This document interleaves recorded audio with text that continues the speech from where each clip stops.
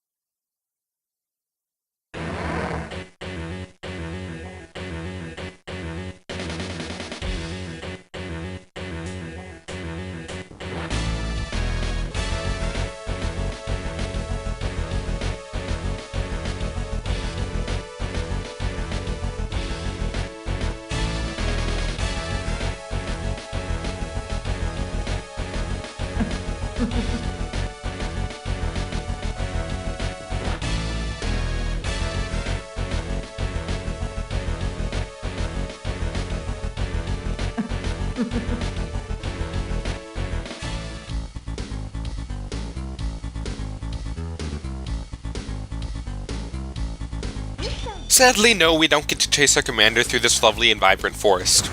Not sure why a previously civilian Reploid is capable of traversing this forest at such a speed, but I guess that's just going to remain a mystery. Now, you'll probably notice that this foliage is similar to the Forest of Dices earlier. While normally we wouldn't be able to do anything to it, we now have the fire chip, which means that we can burn the whole place down. You can also do this in the Forest of Dices, and I'll be going back to do that in a bit, but for now we'll just settle with one forest fire. There's these enemies, they're called caterpillars, and they are rather reminiscent of a certain Pokemon from the first generation. Yeah, not sure what's up with that, but the resemblance is uncanny. You've probably also noticed an uncanny resemblance between this stage and the Forest of Dices. See, they reused pretty much everything from that stage. The background music, Sand Triangle, is completely recycled, as is the background itself. The only thing that's changed is they changed the ocean in the background from orange to blue, which is not really significant enough for me to count. Chainrod Scallop that lets us charge our attack. It's quite fun, you spin it around like a battle staff, and it was the charge attack of the Triple Rod in the first game as well. It's not all that useful, but it looks cool, and you don't really use the Chainrod for combat anyway, so it's just something I enjoy seeing. Little secret over there, but I'm not actually going to get it just yet. I'm going to save that for later. Continuing the similarities, we are now inside the same kind of ruins that were in the original Forest of Dices.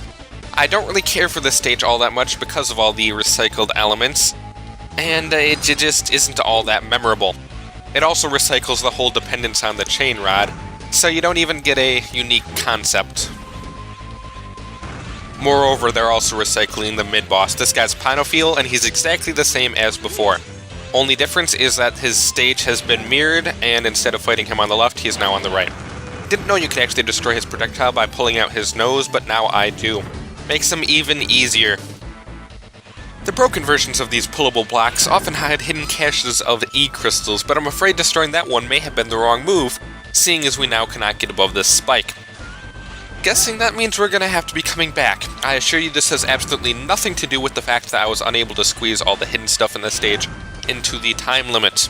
That was a completely natural and unpremeditated mistake. Areas above us also have hidden caches of E-crystals, but E-crystals are kinda boring and I don't really need them right now. So I'm just gonna skip most of them. Nothing interesting to see up there anyway.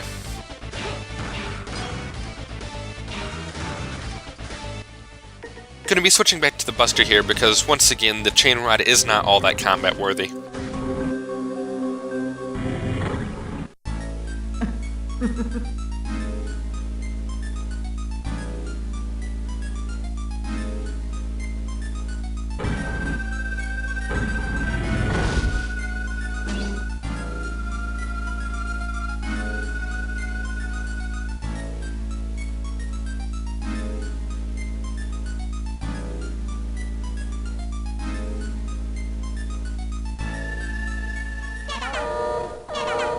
Burble Heklat's name comes from the words bubble and Heket, with Heket being the Egyptian frog-headed goddess of fertility.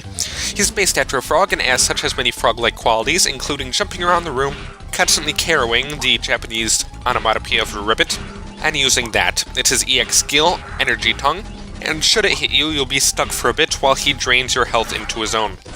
Not fun. It'll also cause him to grow a size, which I'll be getting into right about now.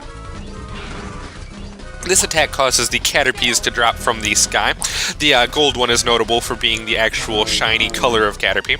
And should he eat them, he'll increase by 1 size. The golden ones increase his size by 2, and allow him to use different attacks in addition to expanding his hitbox. This one is only used at size 3, and is incredibly terrifying for me.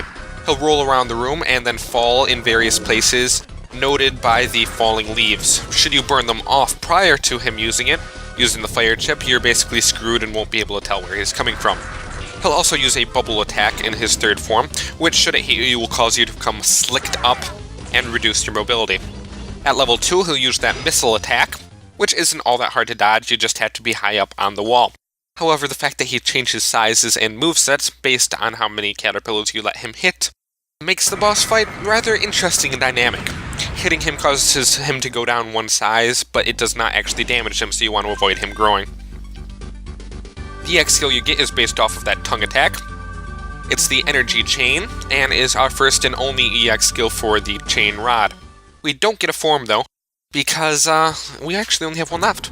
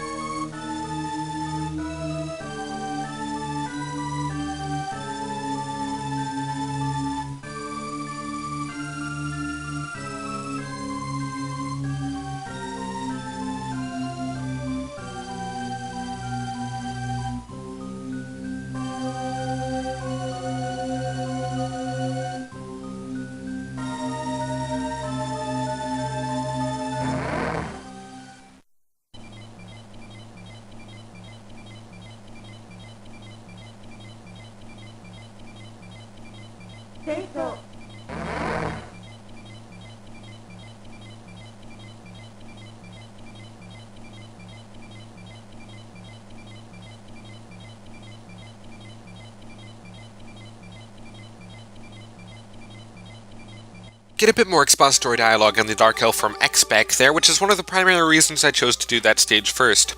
Seems X really likes hanging out in old abandoned ruins, seeing as that's the 3rd one we've caught him in. Here's our EX skill, the Energy Chain. It allows us to siphon the energy of enemies that we've stabbed with our Chain Rod, should we be damaged at the time.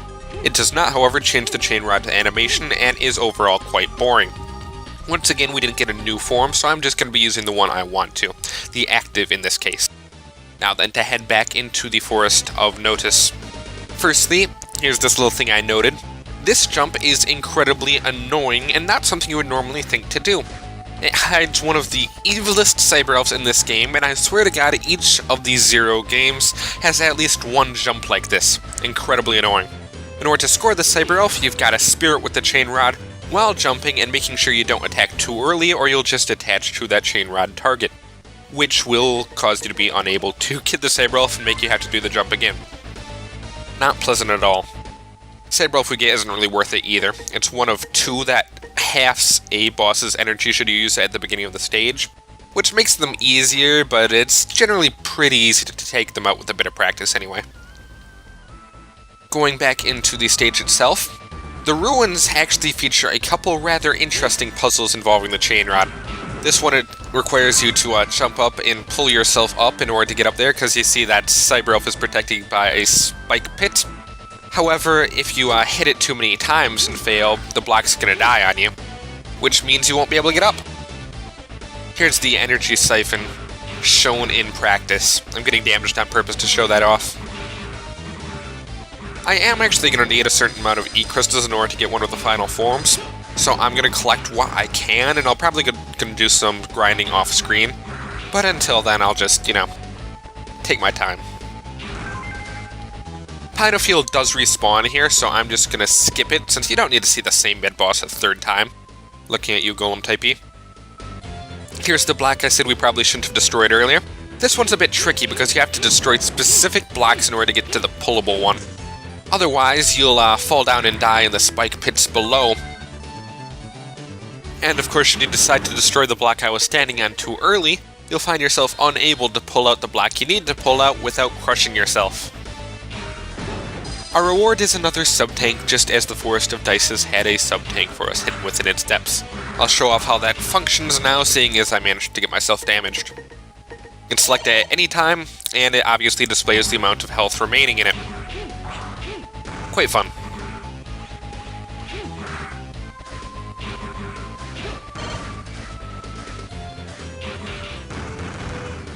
Only one more Cyber Elf in here, although you might be mistaken in thinking that because, there are quite a few hidden things in here. I really do like the puzzle aspect of this. Just like before, should you destroy the destructible block in the upper left-hand corner, you won't be able to pull the pullable block out, and you'll just be screwed and not be able to get that Cyber Elf. The thing I just used to escape was the escape unit. You can use that any time when within a stage you've already completed, and is a lot more convenient than having to go all the way to the end boss shutters. Anyway, that was the last of the Cyber Elves I needed to get in there. Sorry I couldn't show that off in the vid main. We'll be seeing you next time. Thanks for watching.